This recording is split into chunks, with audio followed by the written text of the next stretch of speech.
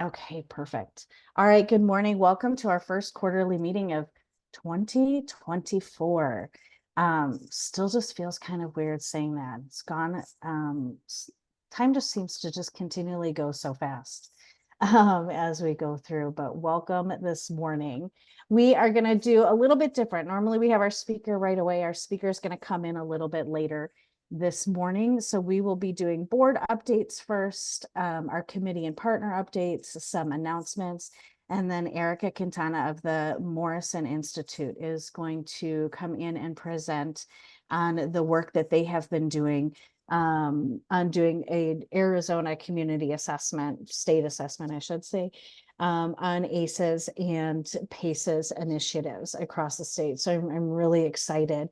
If you've been with us for a while, you know that over the last 5 years, the amount of data that we have finally been able to kind of look at around ACEs and positive childhood experiences, PCEs, has really increased substantially, a lot due to the work of Binsu at ADHS and having that whole entire unit there. And she's really led that work incredibly well. It has given us really great data across the state, and they worked with the Morrison Institute. You may also remember Erica's name from when they did the cost of ACEs report a few years ago. Which was a great report. It was very limited data. And even with that limited data, understanding that they were only looking at women who had access, who had the top 3 medical conditions, and still that cost to the state of Arizona was $260 million for 1 year.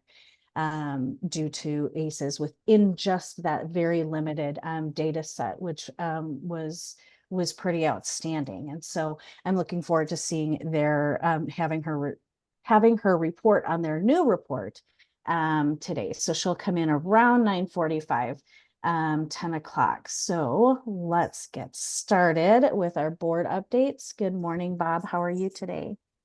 I'm old and bald. How are you, Angie? I'm old Good and morning. gray. I'm doing just fine. Welcome, everyone. Thanks for joining us today. I think we really have just kind of a couple of things that we wanted to talk a little bit about today. And Angie and I have kind of been kicking around the idea of where do we want to go with our annual summit for the coming year. And I think we'd like your input on what we'd like to do and what we've done very, I think, successfully since COVID is we've convened online. And we've had, I think just a remarkable participation still with a conference, state level conference being online. And it's like, so I think we want to kind of get your input on should we do different this year? But just some numbers for the summit from last year is that we had 119 folks participate in the Resilience Schools Conference and the town hall piece. We had 223 participants for the medical provider conference, which to me is just an astounding number. And then on top of that, and it just, when I see these numbers, it continually blows me away, but we had almost 500 people sign up and participate in the full conference experience, the Resilience Summit, the full ACEs and Resilience Summit experience. So I think number one, wow, and Angie and staff, great work.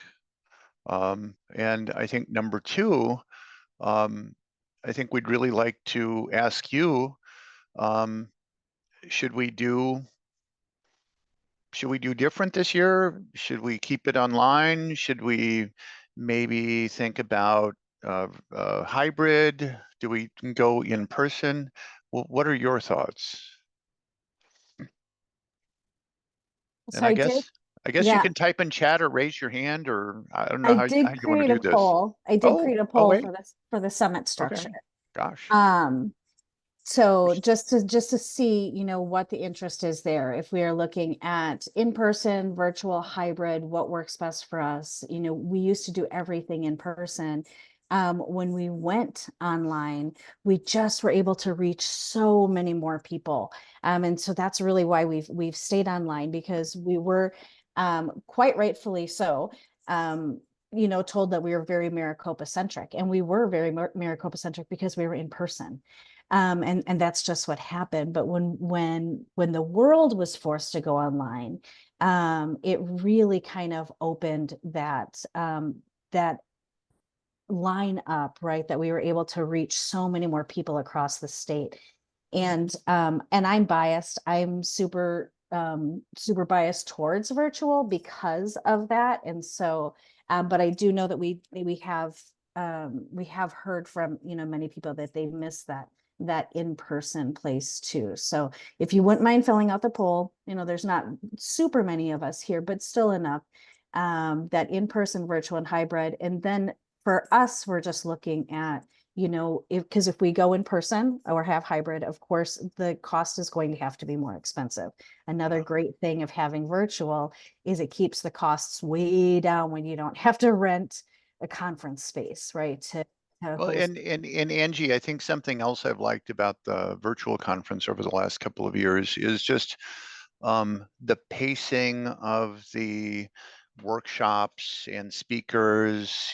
There's some long breaks. So those of us that work like dogs for a living still can get some work done as well throughout the day. So I kind of like how that's, broken up over a couple of days. So I think that kind of structure is really nice.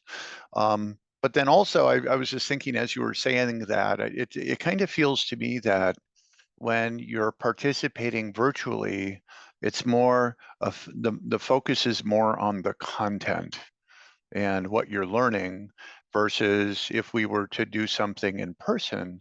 I think we not only would we get that content piece, but we would get that kind of social connection piece, that networking piece that I think is also sometimes even more valuable than the content.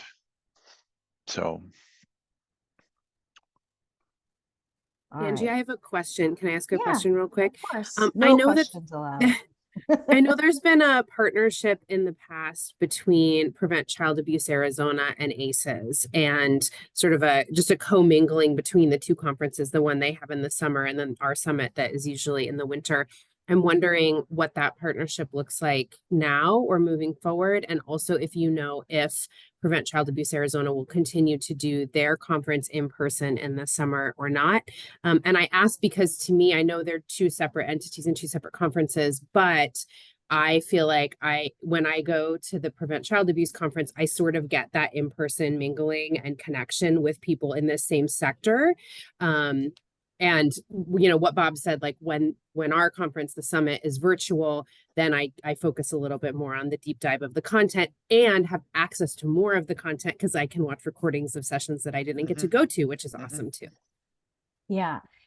So we still continue to partner with Prevent Child Abuse for their in-person summit. That will always happen. They will always have it in person. It will always be in July. That is their thing. They've been doing it for almost 30 years now. So I know that won't stop.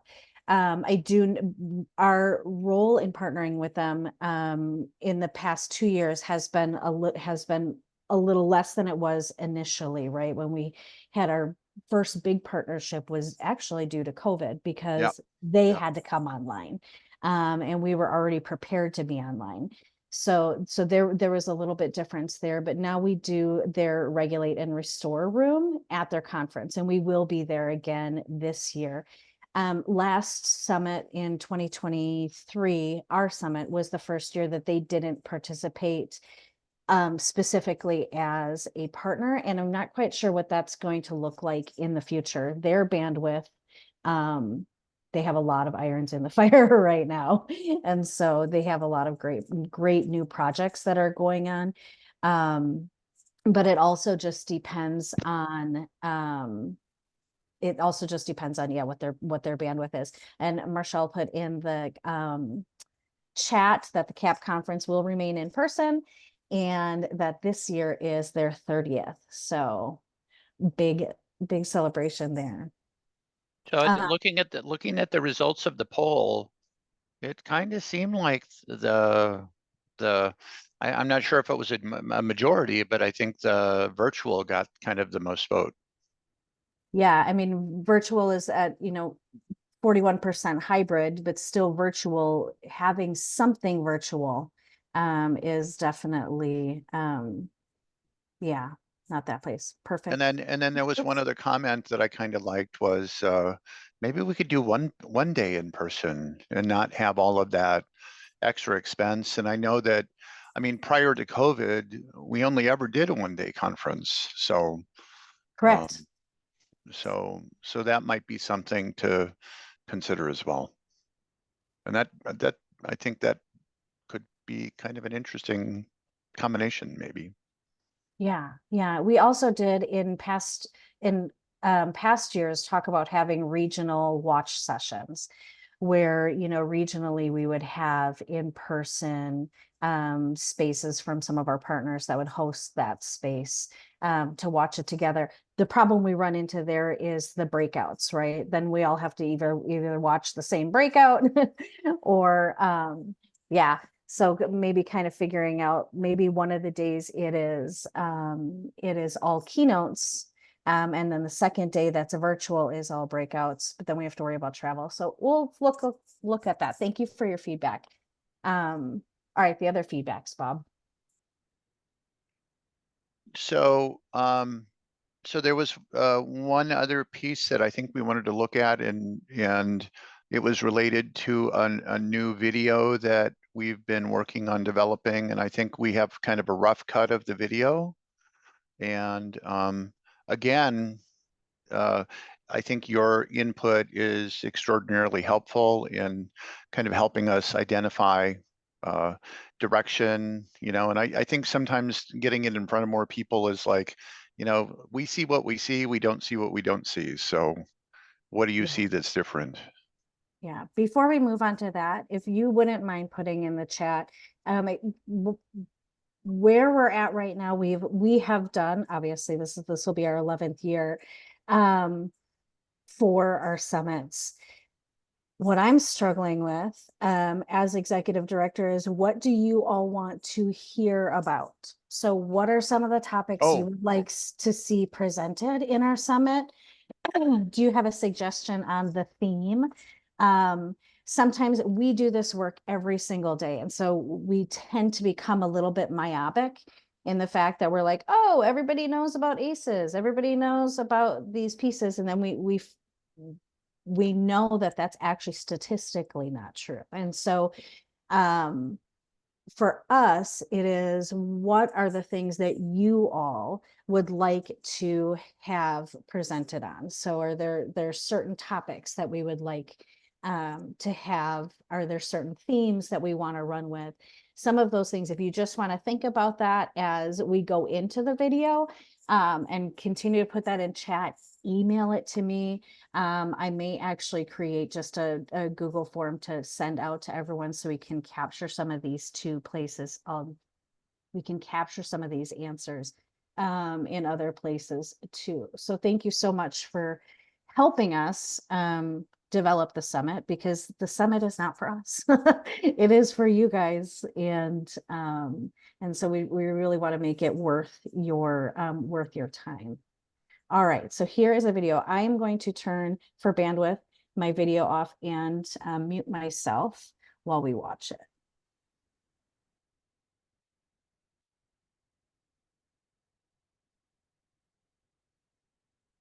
Childhood, a time of discovery, joy, and growth, but for many, it's also a time filled with pain and trauma. Adverse childhood experiences, or ACEs, encompasses the potentially traumatic events many children face: divorce, abuse, neglect, witnessing violence, familial suicides, and heart-wrenching separations from parents. It's not just a fleeting phase. ACEs can have the haunting, daunting power to affect one's entire life. Studies have shown us a profound truth. The scars of ACEs aren't just emotional. They can manifest physically, causing an increased risk for chronic diseases in adulthood, like strokes, cancer, and diabetes, and also difficulty with focus and behavioral challenges. But there's a beacon of hope, the Resilience Empowerment Project, or REP. Designed by the Arizona Adverse Childhood Experiences Consortium, the Resilience Empowerment Project aims to equip educators and community leaders with the tools to address and mitigate the effects of ACEs. Through the Resilience Empowerment Project's tiered training modules, schools and community organizations can foster a nurturing environment. It's an initiative to bring about cultural and pedagogical change tailored to the unique needs of each child, teacher, org, decision-making body. The biggest thing that this has done is it let our teachers know we want them to be successful. We're giving them the skills that they need to feel successful. And many of the comments that have come back is the fact that they realized they have to stop and think about things, take care of themselves, and work with their students on the level in which they're at. If you have staff that are servicing students, the Resilience Empowerment Project is really the project for you. We have to empower our teachers to feel successful in taking care of their students, and this is the program that will do that. We call upon schools, community organizations, and everyone who believes in a better future for our children. Be a part of a positive change in mental health for our kids in our communities. Be a part of this movement. Together, we can turn the tides. Embrace hope and nurture futures. Learn what the Resilience Empowerment Project can do at azaces.org.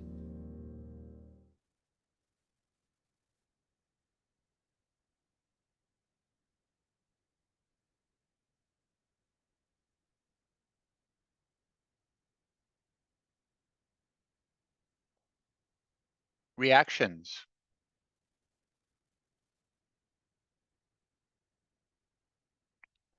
Emojis, thumbs up,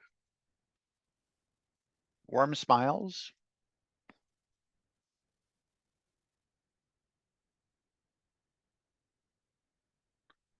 If you wish to share comments, please raise your hand and we can they unmute or?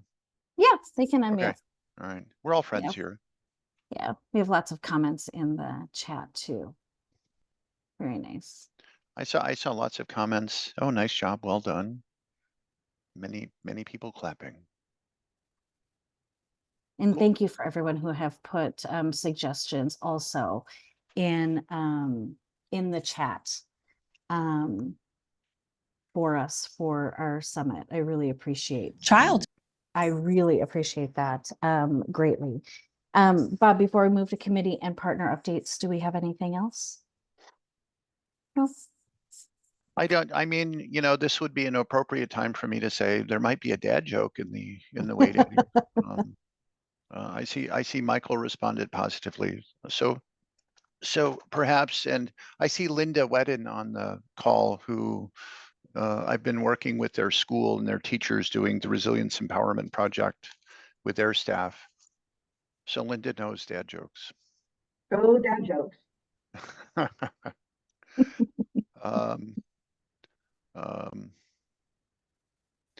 Dad says, do you need help with your math homework? The kid says, I'm okay.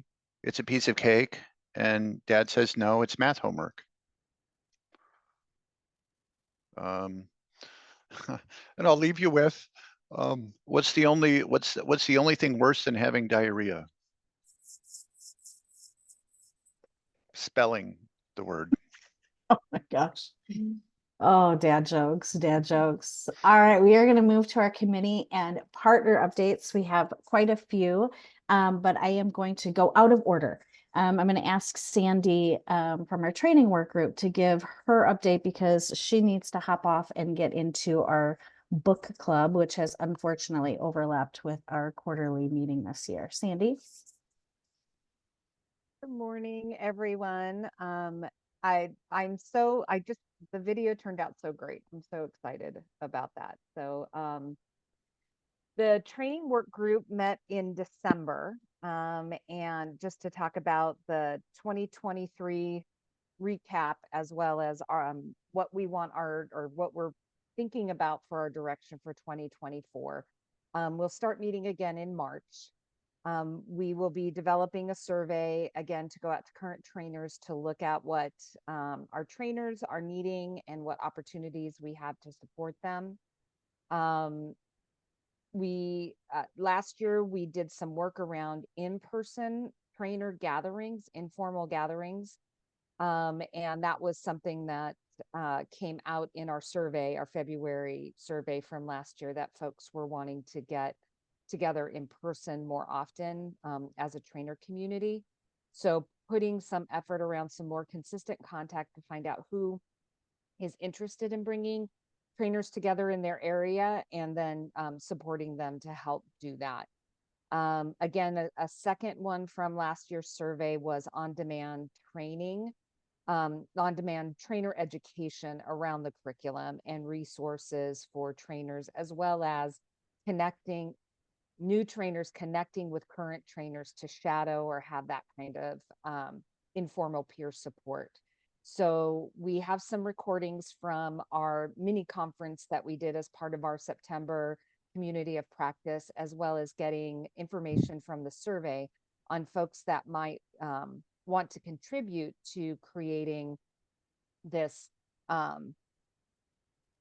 chunk of trainer support type things where people can go in and on demand look at different things to help support them when they're doing their trainings. And anybody who would like to join the training work group, if you're interested, I am putting my email in the chat. Please reach out if you're interested in participating in the training work group this year. And if there are any of my training work group folks, if there's anything I forgot, please let me know. But I think that was our recap of our December meeting. Was good. Thank you, Sandy. And we are currently in the middle of our training of the trainer for our winter session. We do have our next session for that to become a certified ACES trainer in summer. So I'll have the links for that later. Renee, for the rural committee, and I can't believe I can keep forgetting to change it to the rural indigenous subcommittee. I'm sorry about that. Sorry about my phone. Okay. Good morning, all. So yeah, we have a meeting coming up next week. We meet on the third Wednesday of the month virtually from 12 to 1. Still welcoming folks to join us. So if you live or work in a rural or indigenous community, we'd love to have you. Some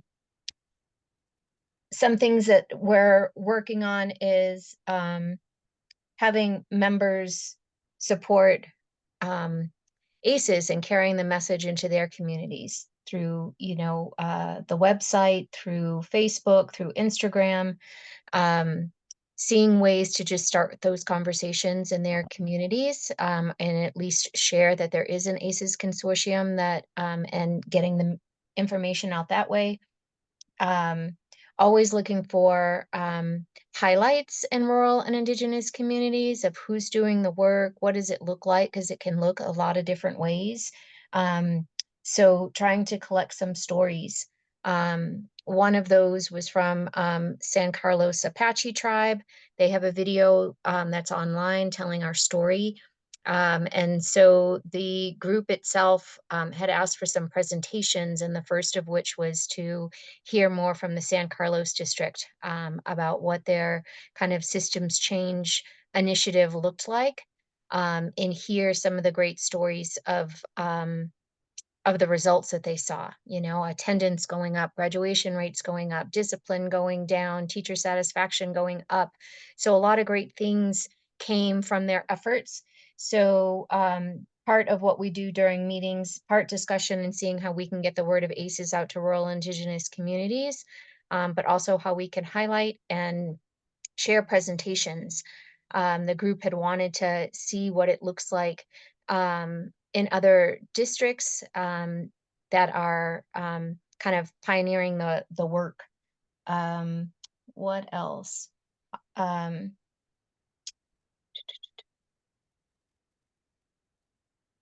think those are the biggest pieces. So also sharing what, the ACEs Consortium has to offer and make sure that they share that with their community. So really being a liaison for what's being done in-house here with this group, and then hearing from community members what's going right in their communities as regards to trauma responsiveness and how we can promote that in other areas. Thanks. Thank you, Renee. I so appreciate the work that you do in our rural communities. They tend to get lost in the shuffle, although they do take up the most space. They are not the most populated, and so there's a lot of great work that's being done around. In the chat, I put the link to our committees page. That page shows all of the committees that we have. It typically has the link to sign up for the Zoom or however they meet. If it doesn't, it'll give you the chair's name so that way you can email them. But almost all of them also have work group pages. If you click on that work group page, you can go and see past recordings of their meetings, past minutes, and those things if you're ever interested in the work that has already been done. Sabrina, for our communications group. Hi, everyone. I just wanted to let everybody know that we are going a little bit more thematic for our newsletter. So we are looking at whatever the awareness is for the months that we do it. We do it bi-monthly. So it is, for example, the upcoming one is going to be for, I believe, March and April. So we look at whatever maybe awarenesses are happening. So like if it's mental health awareness month or suicide awareness month, we'll put a little bit more information on the newsletter that is surrounding that. That's going to be our main focus. We also are continuing to add new members to our committee. So if you are interested, as Angie mentioned, you can go directly to the link and find our emails, and I can put my email in the chat as well. We continue to add to the newsletter. We're actually going to be adding a blurb now from the quarterly meeting. So I'll be kind of just synapsing everything that we talk about here, and we'll be putting that into the newsletter as well. We're also going to be highlighting committee groups. So if you hear from someone trying to reach out to you and you are a committee chair, that's just for us to really highlight and spotlight all of our committees inside of our newsletter. And then we're going to be highlighting different agencies as well. So if you are an agency that are doing some wonderful things in the community and you want to get the word out, please let me know, because we want to be able to highlight, spotlight anything that's going on specifically to those as well. And then we continue to be as active as possible on social media, doing social media posts. So if you see any of our social media posts, like, share, get the word out there. We really just want to have awareness in the community. So thank you. Thank you, Sabrina. And then I do have a specific slide for our social media that is a link that goes to all of the different social media that we have that will make it a little bit easier in a minute. Saying who, can I have you go for the Interfaith Committee and the Trauma Informed Faith Community, please? Hello, Angie. Thank you. Good morning. Good morning, everyone. First, Angie, I apologize to you because I didn't give up enough information for our committee pages. So, yeah, I don't want you to. I've put your emails there. Yeah, it's okay. I don't want you to, wait No. but you know me, so I really apologize. Well, thank you everyone for being here, and I guess some of you or many of you received my email about the Weave and Clean movement, as I kind of announced and declared. Having been a part of a trauma informed community movement with the consortium many years, and then we have a conference, and then here's the last year's highlight clip. But also we're preparing for this year, May 2nd, 2024. This time I'm gonna have 3 or 4 speakers from other state, and we have tremendous local people. I say from other state because pretty much our local people are very national, internationally known. So and I'm doing that the project called Community Belonging as a collaboration with Maricopa County Public Health.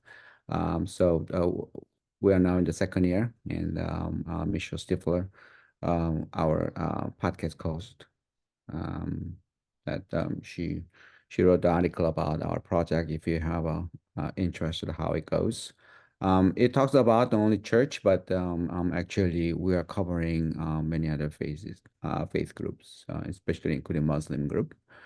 Yeah, I talk about the mission. So we have the podcast. Actually, one of our the first project of our committee was a podcast, and if you go that Weave and Clear podcast, the first season is ACES Consortium, kind of movers and shakers. We go through that with the 11 episode. You can hear from Angie and from all the people that been the moving force of this movement together and sharing their faith. So if you're interested, I apologize that the quality of the recording is not great, but the content might be interesting. And as I shared, we're gonna have a interface leaders breakfast. Finally, it's the next week, and it's gonna be 8 to 11 a.m. And if we've been waiting for this about more than a year. If you are interested, please sign up. It's free. So far we have about over 100 people, but it's a free event, so I don't know how many people gonna come.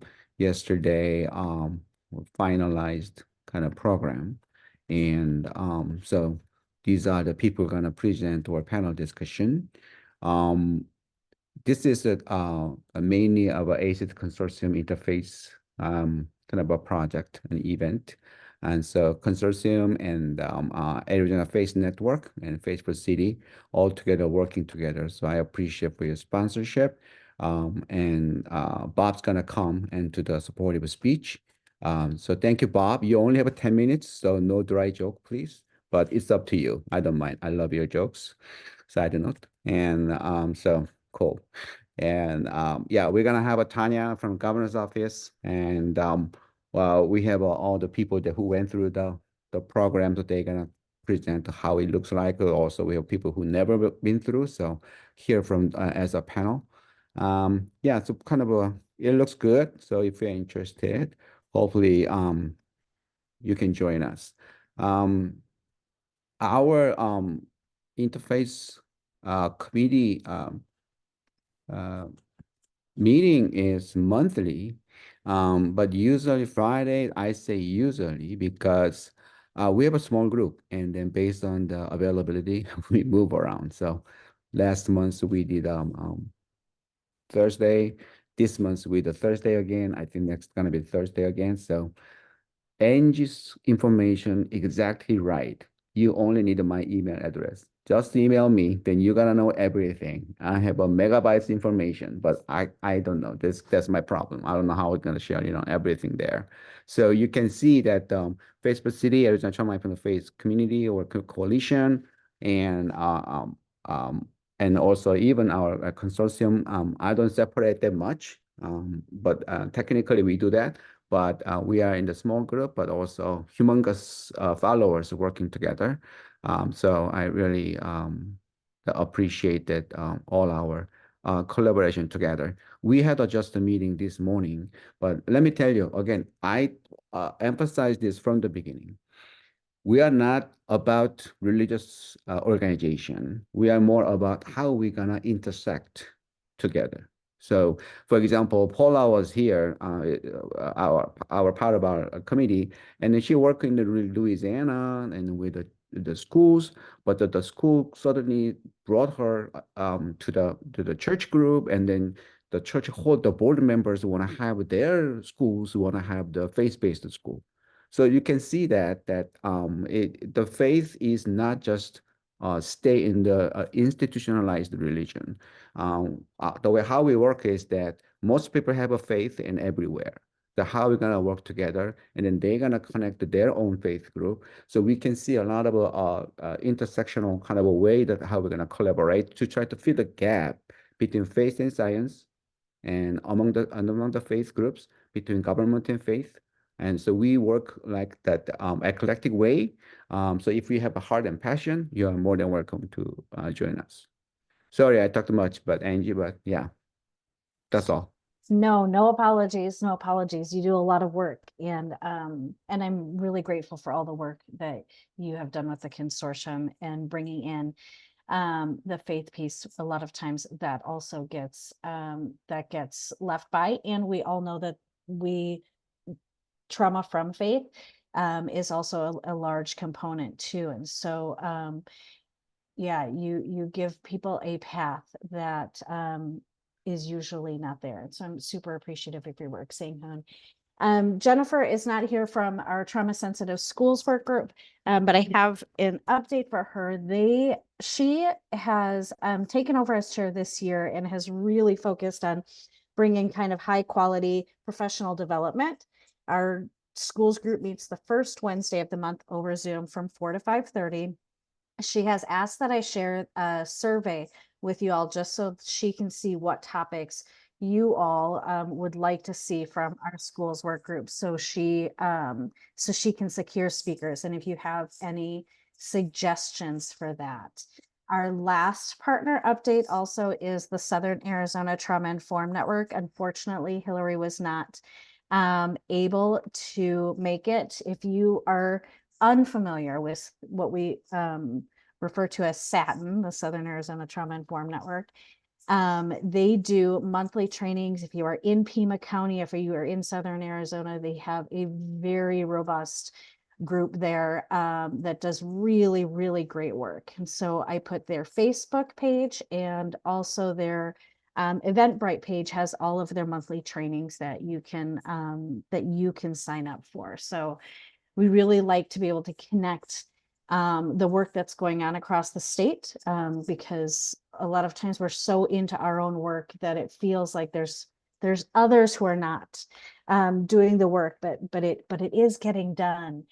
One of the things that we are working on this year is we are having in-person town halls on resilient schools. So with our Resilient Schools Conference, we partnered with Arizona Town Hall and did a virtual town hall during our summit time in December. And we are doing in-person town halls in late spring. We are we are looking to host them in Mojave County, Cochise, and Yuma. These are counties that tend not to have very much participation around resilient schools, around trauma-informed practices. We know statistically in the state of Arizona that our rural communities have a very low incoming knowledge on ACEs. And so we really want to look at what are these communities struggling with, one, and are there any gaps that we can fill as a consortium, specifically looking at our schools and communities. So if you have any contacts in those counties that you would like to share with us, to connect with us, we would be super grateful for that. So just wanted to put that on your radar. Would like you also to save the date for our 2024 Trauma Sensitive School Symposium. That is going to be on June 4th this year. We just got the title for it approved last night, which is Strengthening Our Foundation, the Building Blocks to Becoming Trauma Informed. If you are new to us, we do two different symposiums. One is with ASU in the summer, and that one is one day. It is always virtual. It is a free event, and we have keynotes and breakouts in the afternoon. It's really great. And then, of course, our one that we have in December. So you will get more information about this soon, but right now we are at that save the date space. And then our last one before we move on to our speaker, I want to make sure that Ben's here. She is Ben from Department of Health Services has an ask for us that I would love to give her the opportunity to share. Thank you so much, Angie. For those of you who don't know me, my name is Ben, and I am a senior epidemiologist who oversees the ACEs and PC surveillance system in Arizona. So we have a website, which I will put the link in the chat. If you haven't checked this out, please do so. We have the data surveillance dashboards and also a lot of information, including full reports on ACEs and PCEs. And infographics. So the reason why I reached out to Angie is that we are in a very exciting phase of updating our ACEs and PCEs website. So we aim to make it more valuable resource for families, and also experts like you are focusing on promoting positive child experiences. So like one of the key features that we are looking to enhance is our geographical map, which is not in the current version of the website, but with that map, we'll display a lot of resources available to the public. And then we aim to help families easily find a resource in their communities to promote PCE. So we are particularly interested in identifying and including resources like trauma-informed faith-based communities, or trauma-informed parental groups. If you know any groups like that, or child adult mentorship programs that you might be aware of, or resources, any resources specifically designed to families, designed for families in the rural communities, and then also any other services or groups that align with the PC categories that offer support and engagement for families and children. So if you know any resource like that, please let me know. And I'm gonna put my email address here so that you can reach out to me later if you have any suggestions, or you can reach out to Angie. Yeah, either way is fine. So yeah, that's all I have. And yeah, I will really appreciate your any support from you. Thank you, Ben. We'll put that in the follow-up email also, so that it goes out to all of our members. And then you'll have Ben's email in there too, if you have missed it here. Our next thing is just a reminder of our upcoming trainings and events. We have our film screening of Blue Baby. Blue Baby is a brand new documentary that focuses on 8 incarcerated youth that are sent to a prison alternative known as Boys Town. It really looks at a way that we can truly reform the juvenile justice system. We will have a film screening and then a discussion with some of the people that were in the group. So we'll have a discussion on therapy, on research, and public policies, so that we can look at how can we implement some of the changes here in the state of Arizona. I will put the registration link in the chat. We have our summer training TOT session, like I had said earlier, which is the last 2 weeks of June. And then our next quarterly meeting is May 16th.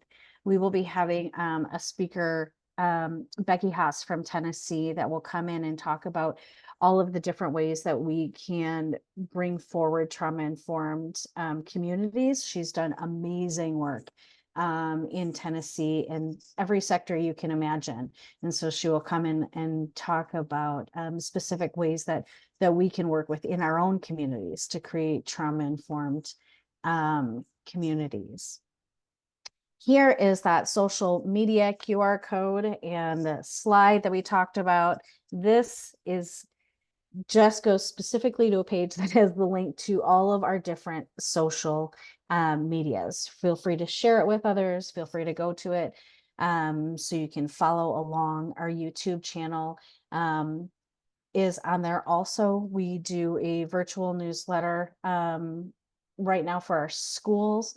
and some podcast stuff specifically for our schools is just launching on there, and we'll be working on that school piece this year to bring additional information on.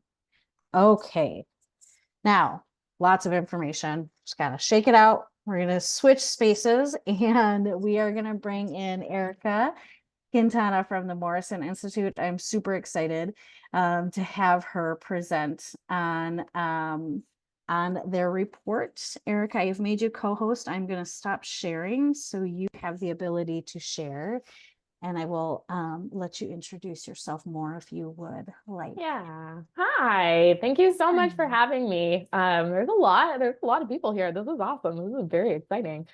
Yeah, so I am a senior research analyst at the Morrison Institute for Public Policy. I know some of you have interacted with some of you.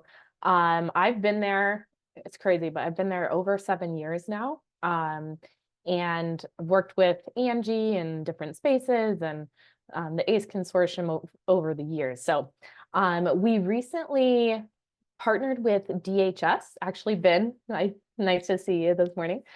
We partnered with DHS to do kind of a scan of policies and practices across the country that can help reduce or mitigate ACEs. And the reason we were doing that, DHS approached us and they were interested in seeing what other states are doing, or if we're doing anything unique and awesome here in Arizona. So we worked with them to kind of identify the scope of the project and then also take a look at some of those interesting programs. So before I kind of open up the PowerPoint and launch into it, I will start out with the caveat that this is not comprehensive by any means. We just kind of chose a few of the programs that were bubbling up. We chose some programs that in policies that had some rigorous evaluations behind them and promising data. And then also some of those policy or legislative pieces that we thought were unique or interesting. So I want to say that. I also just want to say I developed a little bit of a cough last night, so I'm sorry. I will try not to like cough into the microphone because I know it's jarring. I just want to say that. And please, if you have questions throughout, feel free to kind of put it in the chat or raise your hand. I'll try my best to keep up with that. And Angie, I wasn't sure, what is my time frame here? I just want to keep an eye on the clock. We have until 11. Oh my gosh, that's so much time. Yeah. Yep. Okay, I probably won't take all of that time. Well, I guess it depends on the discussion, but let me go ahead and can you guys, if I could just get, a yes or no in the chat. Can you guys see my PowerPoint here? Okay. Awesome. So yes, we were working with Department of Health Services. I won't go into all of the explaining the ACEs because everybody here knows what they are and why it's important to address them and reduce them. But I will say that one of the things that was unique about kind of the scope of this project, we chose to look at prevalence data from the National Survey on Children's Health. And there's a couple of different, sources of data about prevalence of ACEs.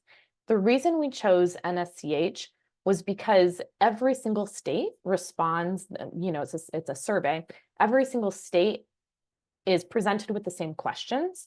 So you can use that data to kind of compare across states about the prevalence of ACEs. It is self-reported data from parents saying how often, or not how often, but whether or not their child has experienced, some of those ACEs. So we always have to take self-reports with a grain of salt. But yeah, so, according to the NSCH, about 42% of children in Arizona have experienced one or more ACEs. And this kind of just gives you a little bit of those project goals, which I think I just covered. So let me launch into them. I am I'm going to there's a lot of text on these slides. I usually don't have as much text on my slides, but it ended up being a long report, and it was hard to even, condense it down into an executive summary, which is available on our website, and then also into this PowerPoint. So you can feel free to just listen to me and not read the slides, or you can read the slides, or you can do both, depending on, your skill set.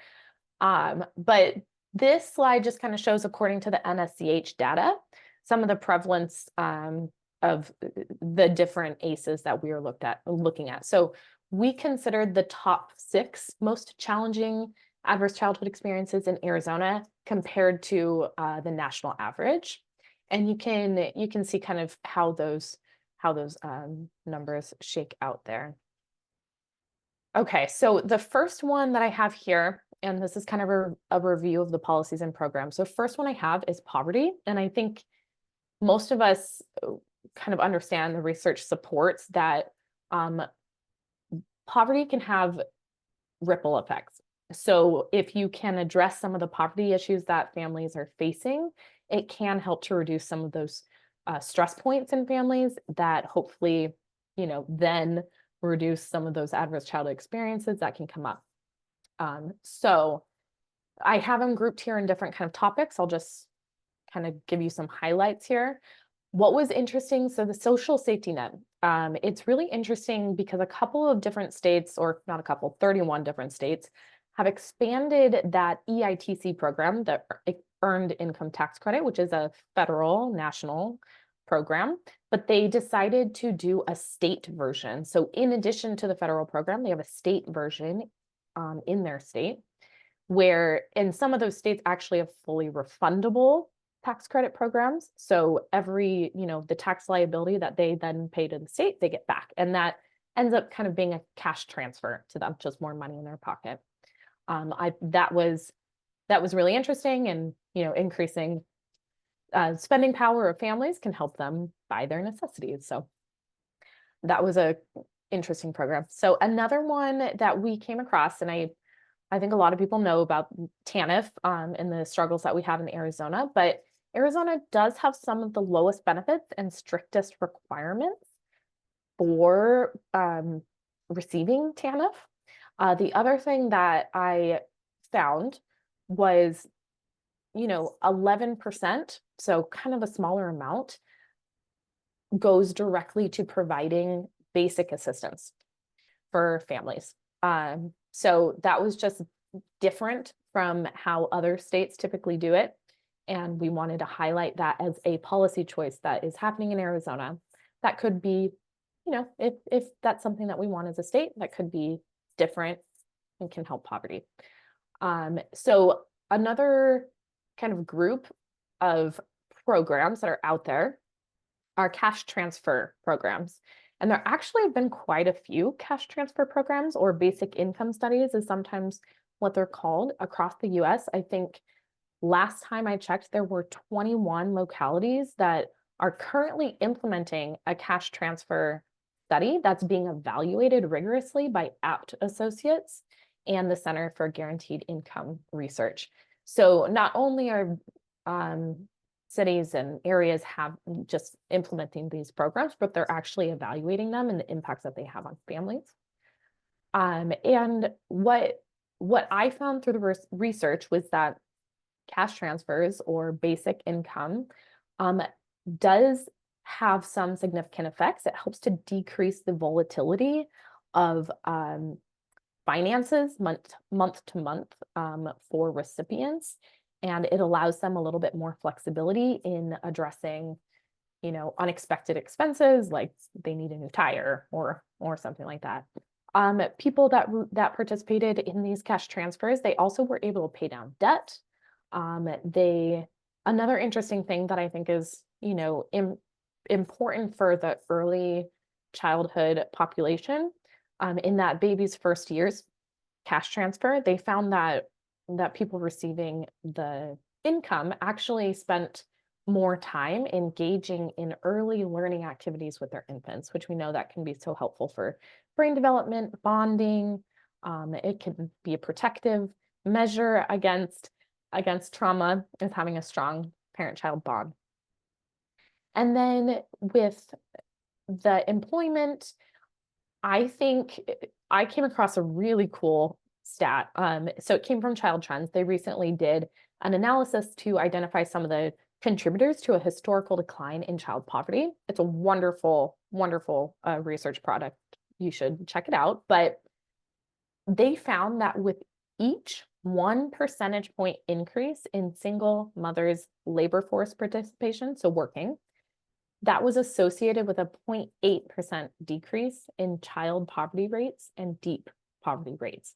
So that is like a really, as in a research world, that is a really tightly aligned. 1% increase leads to a 0.8% decrease in child poverty. So I think that is phenomenal. Also, that indicates that we need to support mothers' capabilities to work, basically, and help decrease some of those child poverty rates. And I think we all know, if you have a kid, you basically have experienced that having family and medical leave is very important to facilitate your work. So if you have a new child, if you need to take care of a loved one, having that flexibility and not risking the loss of your job or employment or income really helps to have that stability in in employment. And I did want to highlight, so recently, actually in 2023, so just last year, Governor Hobbs changed family leave for all eligible state employees, which allows for 12 weeks of paid leave following the addition of a child to a family, which is good. It's, I think, a lot better than, what my mom told me she had, which was 6 weeks, and a 6-week-old is just so small still. And Governor Hobbs also increased the amount of sick leave you can accrue per year. This is for state employees only. But I think that's a significant policy that we wanted to highlight. Okay, more in the poverty area. We all know childcare is so important to helping with employment and income and all that kind of stuff. So another thing that's very helpful for families in poverty are those childcare subsidies. But I did come across some information in the research saying that sometimes those childcare subsidies provided by the state don't actually cover the full cost of providing care, of a center's providing care. So in order to kind of encourage more people, more centers to use subsidies, a unique way to address that is, instead of using the market rate analysis that is what we use right now to reimburse daycare centers. A couple states, Mexico and Washington, D.C., Washington, D.C., are using cost modeling. And that's like a very technical approach, but they basically are basing the childcare subsidies off of real-time data versus sometimes the market rate surveys can be a couple years old, and that doesn't reflect the inflation or rapid changes in the economy. So that was an interesting policy. I think we also know that housing is really important in addressing poverty. And one of the biggest for families in poverty, one of the biggest programs is a housing choice voucher. And while that's federally kind of run and locally administered, one of the one of the interesting kind of approaches that we heard was sometimes landlords don't want to participate or don't want to accept vouchers because they have it's really difficult. They have preconceived notions about the types of people that have vouchers or things like that. They don't know how to become involved. So one interesting approach is basically local governments can provide incentives and kind of help support landlords being more open and accepting of those vouchers. And then I do have an entire section on the COVID-19 programs because it was very interesting. We did a lot as a country to try to prevent people from, falling into poverty during that really awful time. And I highlighted just some of those programs here, right? But really the biggest takeaway from what we saw and what a lot of people studied with the COVID-19 programs is that even though some of these may be long-term unsustainable at the scale that they were at, we saw that doing things like relaxing, what is it? I just blanked on the word. Expanding eligibility and relaxing requirements for people to receive these benefits had a huge impact in preventing people from going into poverty. So you can see some of these numbers here, like the expanded unemployment benefits directly impacted children. It prevented 1.4 million children across the country from falling into poverty. And you can see more of those there. And there's lots more detail in the report if you want to take a look at that too. I'm just giving you the highlights here. Okay, so another ACE that we experience in Arizona, I think it's very common, is divorce, having parents that go through divorce. And it's a little bit, policies and programs, you don't necessarily address divorce directly, right? Like you don't want to prevent divorce when it should be happening or things like that. So one of the programs we found or looked at was ways to reduce the impact that divorce can have on children. And it's not necessarily when families divorce that causes a lot of, that can cause issues. It's really the interparental, interactions and then in conflict, and then also that parent-child relationship that can help buffer the effects of that huge change in a child's life. So this program, the New Beginnings program, was developed at ASU. It's really very cool. And they just transitioned it to being offered online, which makes it easily accessible, readily available. Unfortunately, not a lot of municipalities have, started using this or made it mandatory. There are some judges in Tucson and some judges in Indiana, actually, that are court ordering parents to participate.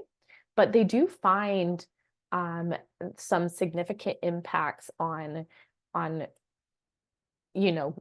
reducing children's mental health problems following divorce. So that is a pretty, easy lift. Well, I guess I say easy, but it's an interesting program. It's readily available. It's low cost also, which is very neat.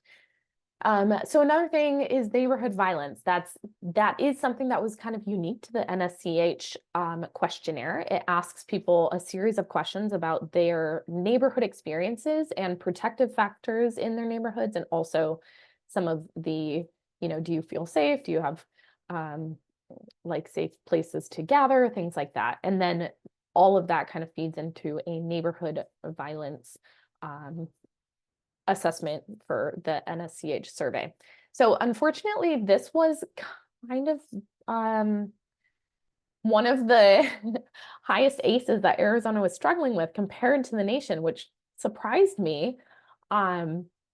But I definitely think that there's intersections between neighborhood violence and some of the other pieces that I cover too, things like child-sensitive arrest policies, and also, improving, some of those poverty issues and things like that. But one of the things that I came across during the research is what can help address neighborhood violence or even prevent neighborhood violence is increasing social cohesion and social capital. So that's basically just, talking with your neighbors, doing favors for each other, feeling like you know the people around you and you can trust them and rely on them. It's kind of that social support piece in, in protective factors. So I think the Casey Family Programs did an evaluation or did some research on family resource centers, and they found some really positive results. I think most people, know about family resource centers. I chose to highlight the Glendale Family Resource Center through it's a partnership with the Glendale Strong Family Network and the Glendale Elementary School District, but there's lots of family resource centers across the state.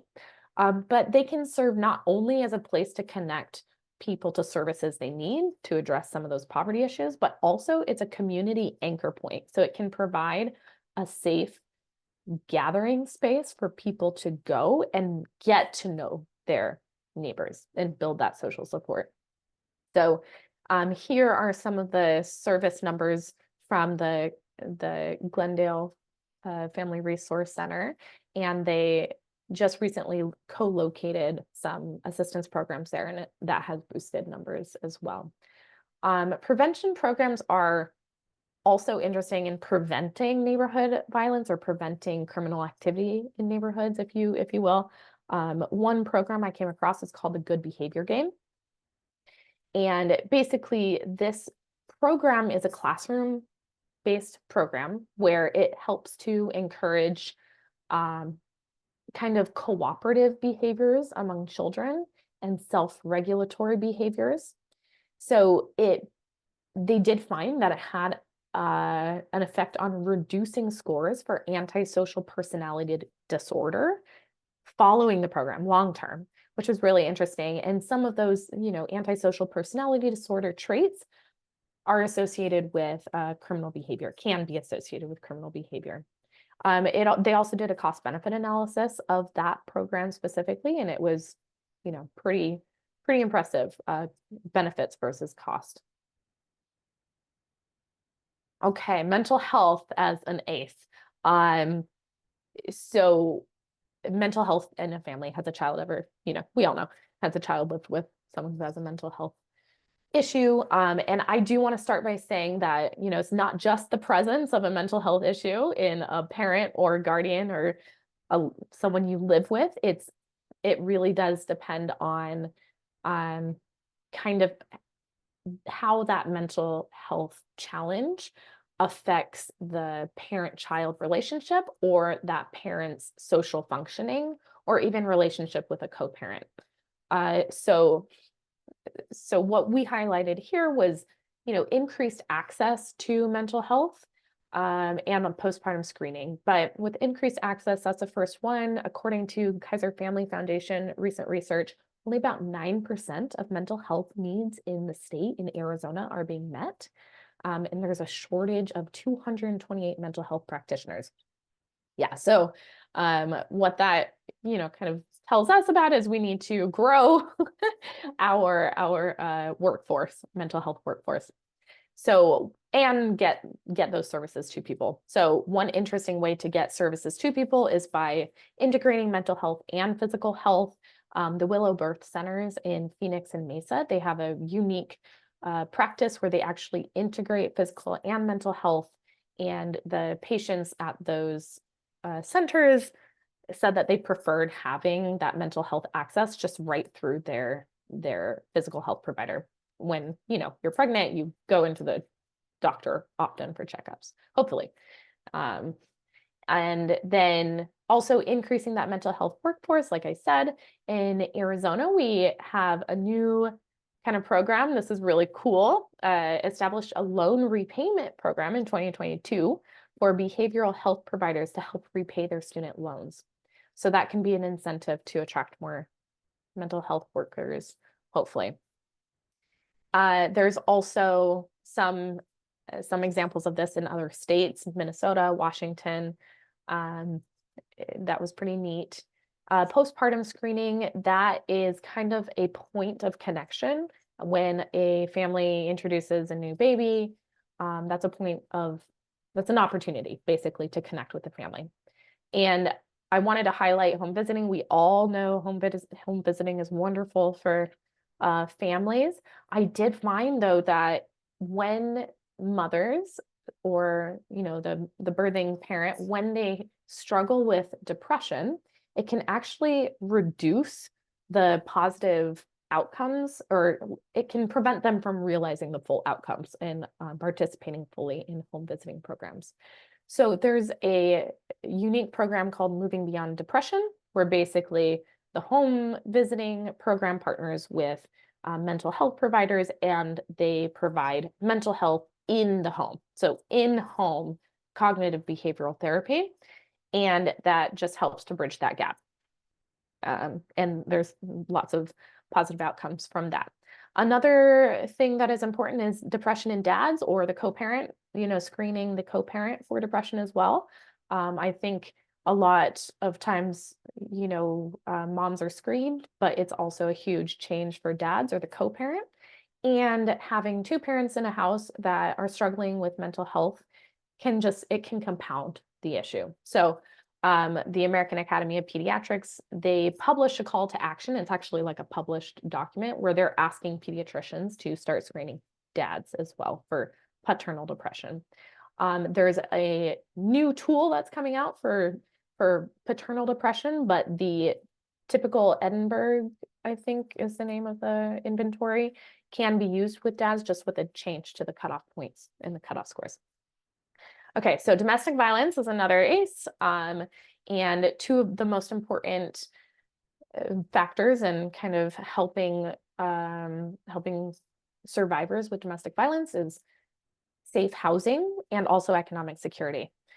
So safe and affordable housing, we have some transition, DV emergency shelters and transitional housing here in Arizona. One unique thing we have here in Phoenix, I spoke with Sojourner Center, and the reason they are unique is that they also accept pets. So they accept the families, the survivor and the children, but also their pets. And only about 10% of DV shelters in the US do that. And this is different and unique and significant because a lot of times survivors report that the abuser would also target the pet, and they were fearful of leaving the pet when they are fleeing the situation. And then economic security also, obviously is very important to helping a survivor kind of get established. In Oregon, they are using TANF dollars in a unique way. They're kind of using some of those dollars to support survivors it's basically like another cash transfer, but they're using it through TANF. And they allow that survivor to use the, $1,200 for whatever emergency needs that they have. And if they need more money following that 90-day period, they can reapply. And the traditional TANF requirements are waived, so opening that eligibility helps as well. So services for abusers, and I think this is often overlooked. I think most people are familiar with the Duluth model, but what I found in my research, there's a kind of a newer program. It's based on, so it basically attempts to kind of build emotional and behavioral skills for adults, and it's delivered in a group format. There's like a unique evaluation conducted in Ramsey County in the jail for abusers. And they went through this kind of value-based behavior change, and it showed reduced subsequent DV-related convictions long-term when compared to abusers who actually participated in the Duluth model. So I thought that was really interesting and very impactful, since it does help reduce that recidivism of the abusers. So I just wanted to put that on the radar, and that's a unique and kind of well-supported, well, not well-supported, but unique model, and they are building up the evaluation base for that. So preventing domestic violence, that has to start early. I think we all know that. And so the CDC has developed a model called Dating Matters and Safe Dates that's targeted towards teens. And it basically teaches healthy relationship skills. I have a typo there. It teaches healthy relationship skills, and it does, the students self-reported later that there was a lower incidence of teen dating violence perpetration and victimization for the teens that went through this program. And it's available through CDC, which is awesome because it's readily available. Another one that prevents that aims to prevent dating violence in teens is called the 4th R. And the idea behind that is like reading, writing, and arithmetic. So the 4th R is is relationships. And they found that boys participating in the intervention were less likely to report using violence. Okay, so parental incarceration. I have to give a huge shout out to Dr. Kreisig. She helped me a lot with this. I was fortunate enough to attend this year's or last year's conference on children with incarcerated parents. And it was so informative. And kind of with her guidance, we separated it out into 4 main areas. So the incarceration continuum, and I'll go through those now. So arrest is kind of the first part of the continuum. And, trauma can be introduced at any point along this parental incarceration continuum.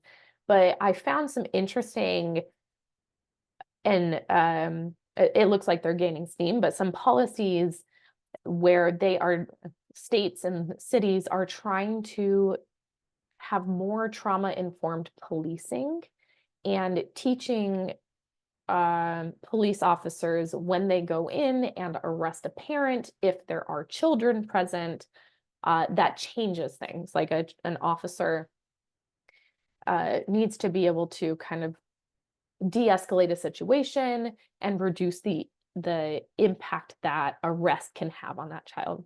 So in 2019, New York City passed a law that provides detailed guidance on how to make arrest, requiring training for police officers, and also instructing police officers to not handcuff a parent in front of a child, and not questioning parents in front of children.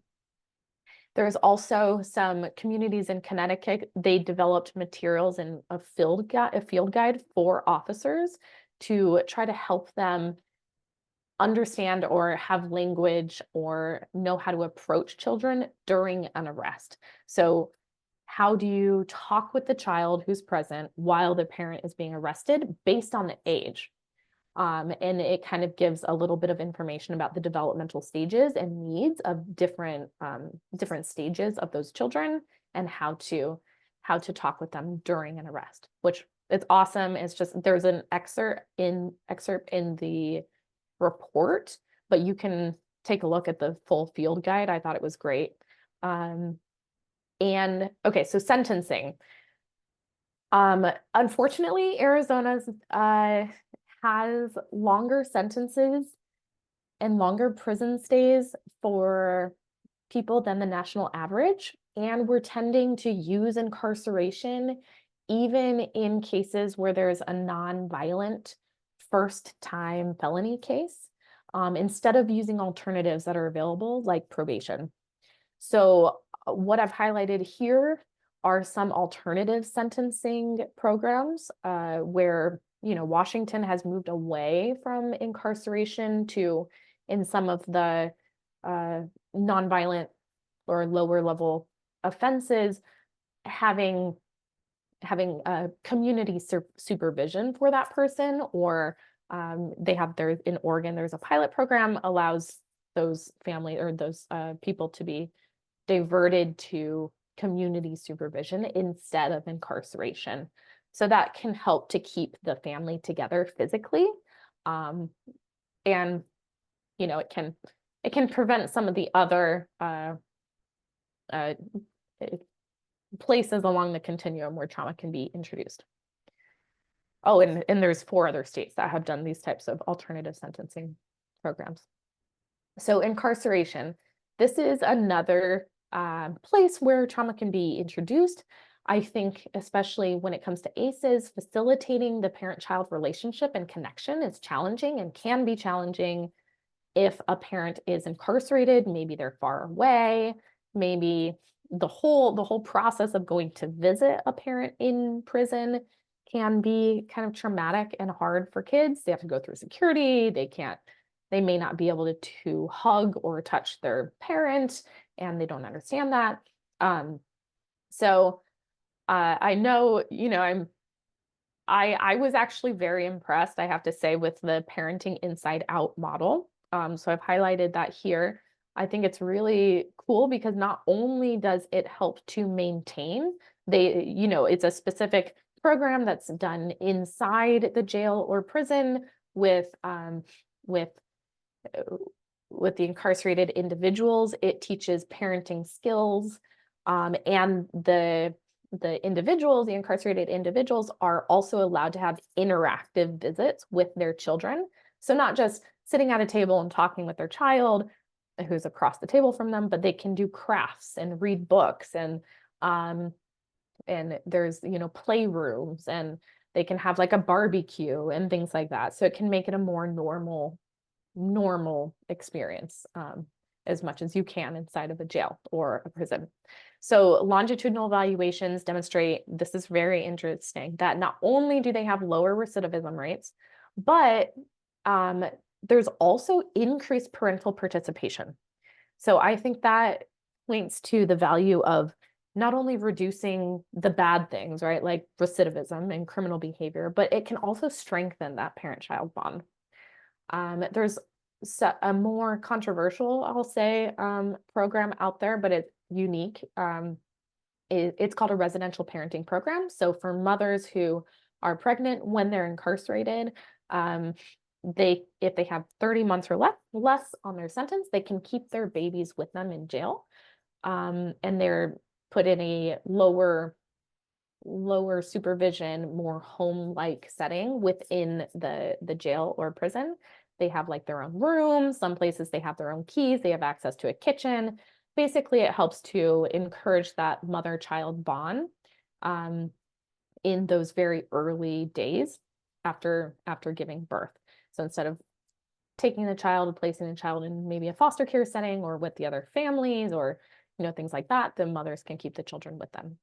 And the evaluations have shown that it reduces mental health, reduces anxious and depressive behaviors in children compared to the children that were separated from their mother.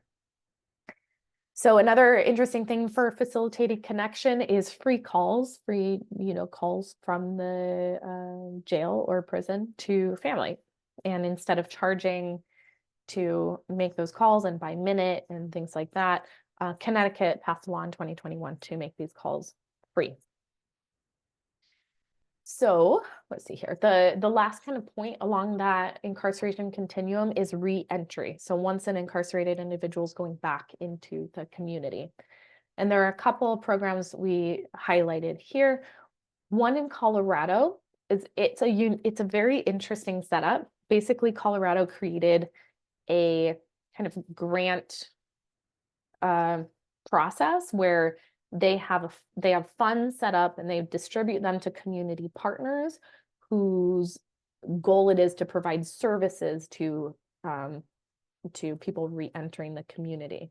So while it sounds pretty typical, just, oh, we have funds and we're granting it out to people, it's also to communities. It's unique in that there's a bridge organization between the Department of Corrections in Colorado and these community partners.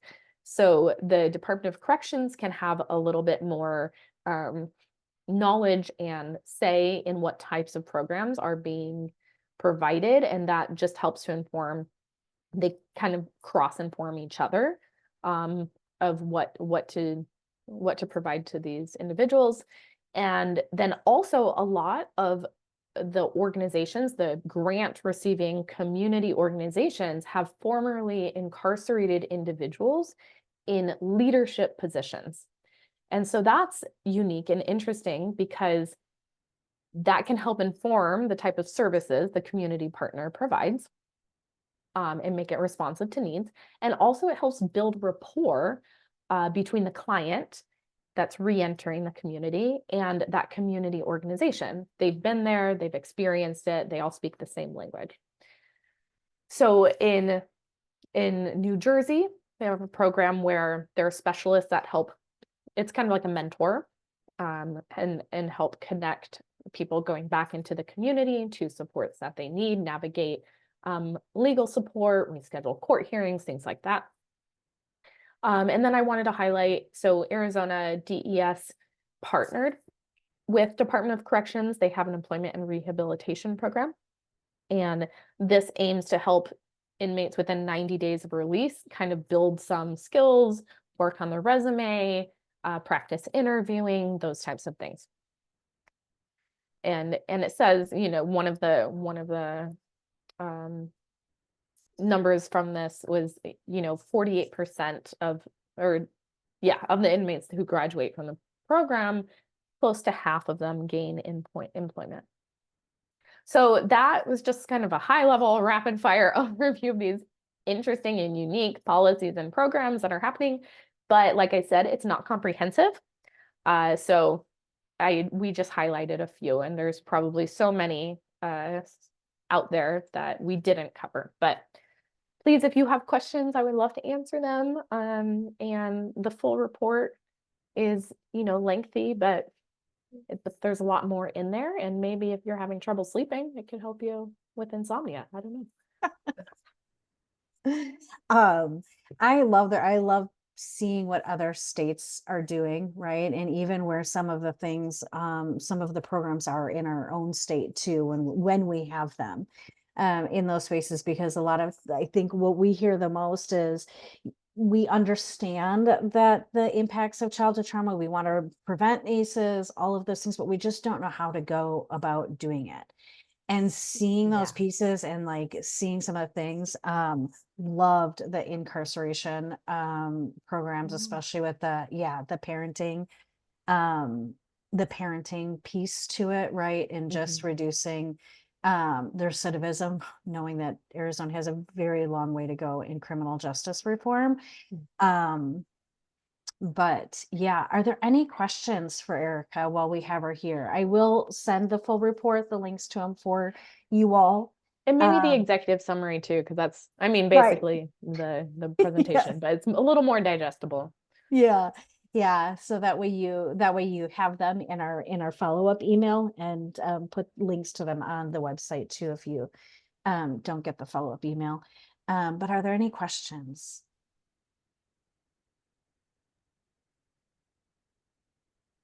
I wanted to ask, and I don't know, Erica, first off, I don't even have words for how much probably time and effort that this took for you to do, because it's extensive, and to break down every single category, it's of course eye-opening, but it's also motivating, right? For probably every one of us on this meeting, like, oh my goodness, there's a lot more to do, but think about all the wonderful things that are also here, as Angie said. I know that this obviously was specific to Arizona. I saw the percentages at the top of each area. What kind of happens with this data now that it's done from ASU's point of view, and where does it go to help bridge the gap that we have? I guess that's kind of what I wanted to know is what is this going to be beneficial for? Where is this going to go? And how is this going to really pave that path? Yeah, thank you. Thank you so much for that. So I will say, like, DHS is the one that drove this and brought it to us and asked us to do this review. And all along the way, every time I updated Ben and Martine, I don't know if you guys know Martine, but they were like, oh, that's so interesting. Thank you so much for finding that. And I think that's probably a question for Ben and Martine, but what they've communicated to me is that they are planning on trying to partner with some of the agencies and organizations in Arizona to see if maybe some of these programs are feasible in Arizona to implement, where we can connect, like maybe with ADOC, if there's a connection there, or DES with some of those social safety net issues. So I think I will say my role is pretty much done, other than going out there and talking about the research. I think they are planning on kind of hitting the pavement and trying to see who is willing to work with them and partner with them. I would also maybe ask if anybody here has those types of connections or positions where they can facilitate change. This might be a conversation starter. Like if you let's say you work in the parental in with DOC or with the reentry population, I think it could be a point where you're like, oh, this is a really interesting program. Let me talk with DOC to see if there's any pathway forward on implementing. So all that is to say, I don't know that I have the power to create change in some of these policy areas, but I think it's on DHS's radar to do what they can and partner in ways that they can. And then also I would ask if anyone here has those, you know, those places of power and some of these programs speak to you, you think it'd be appropriate for Arizona. Maybe it's an opportunity to reach out or learn more about the program or ask me for connections to some of these programs. I'd be happy to facilitate that.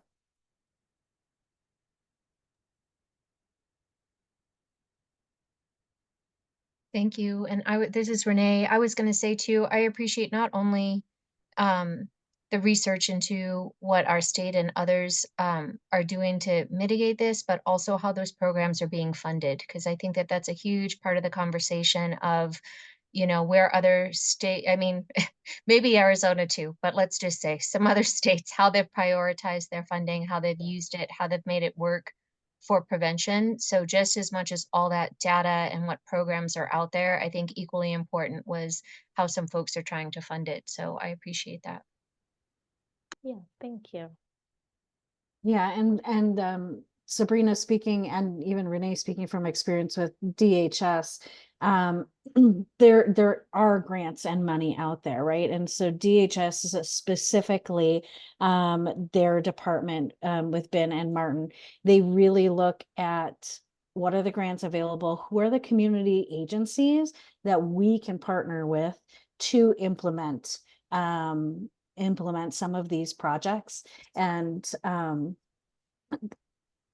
for us, and which one of the reasons I wanted to bring it to the consortium, we have so many community organizations across the state, right?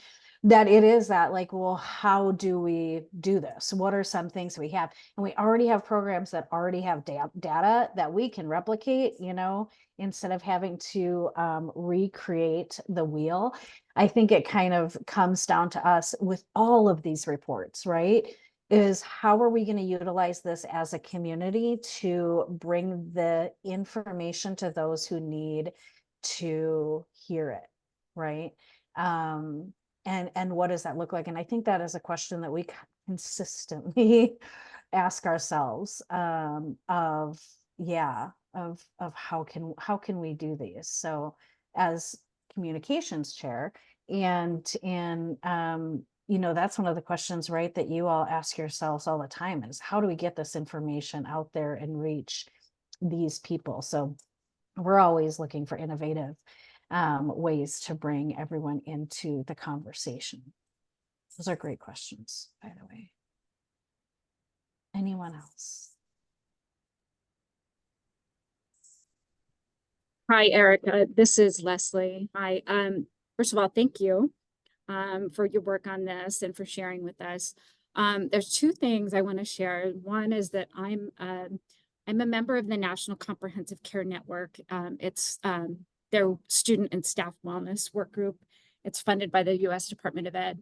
And we're currently working on a kind of a national kind of similar work, except really what our schools and districts doing around trauma responsive practices to mitigate trauma in the schools and also social and emotional skill development. So that's kind of the work that we're doing. And we have an upcoming roundtable and blog series highlighting 4 states, but I am just thinking that might be ways that we could collaborate maybe and connect with you. This work is more comprehensive. Ours is really more focused on the educational realm. But I think that there could be ways that we could collaborate. So I would love to, if we can connect somehow, that would be wonderful. The second thing is I just want to highlight one of the programs that we have here at the Pima County Superintendent's Office, and that's our Cycle Breakers program. and it works with youth who have been, and even a little bit older, who have been incarcerated, and it's on that transitioning, helping them after they transition out. It's a really wonderful program. And actually, my office mate sitting right here in my office with me, she's in charge of it. And she has really taken it over the past several months to new levels. So she's doing some amazing things with it. So that is definitely one I think you could highlight for our state. Yeah, that's awesome. Thank you so much for that. Yeah, I love to hear those. Like I said, it was hard to identify, all of there's so many programs out there. I did not come across that one. And thank you so much for sharing that, because it sounds like it can probably have a huge impact on those kids' lives who maybe they have their whole life ahead of them, and trying to help them get back on track or find some normalcy that's really awesome. I would love to connect with you and see if there's ways to collaborate. So Okay. definitely. Maybe is my email available to the consortium? Yeah, I'll put it in the follow-up piece, and I can get it in the chat right now. Leslie, I would love information on that too. Just so that way we have that in our repository. That's amazing. Awesome. Thank you so much. And please just send me an email and we can connect. Okay. Any other questions? Thank you so much, Erica. I really appreciate, although I'm a data geek, we all know, and I'm not good at bringing it all together, but I love reading it once somebody's put it together. And more studies and data on my computer than is probably right. But it's just fascinating to me. And so I do appreciate all the work that it takes to put these together. And I look forward to seeing what the Morrison Institute has on its plate next. You all have been. Yeah. Thank you so much. Thank you so much for having me. I really appreciate this platform, being able to kind of share it with all of you guys that are doing the actual work. So thank you. Thank you, Angie. Yeah. All right. So our last thing is really just asking if there is new business. Does anybody have anything that they would like to share with the group, of any of trainings that you have upcoming, projects that you are currently working on, asks for the group to see if anyone has any connections? This space is for you all right now. And you can come off mute. You can put it in the chat, whatever works best for you.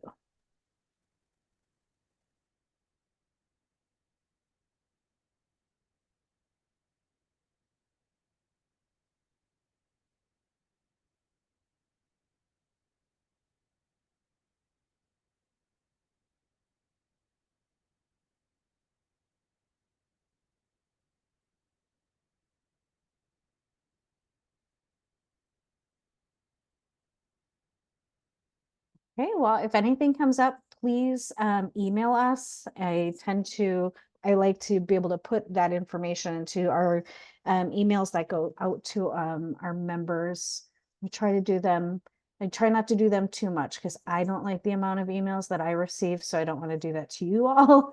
But at least once or twice a month, I do like to highlight some of the things. So if any new stuff comes up, we appreciate your time and you all being here, and we really hope that you have a great weekend. Thank you, guys. Thanks, everyone.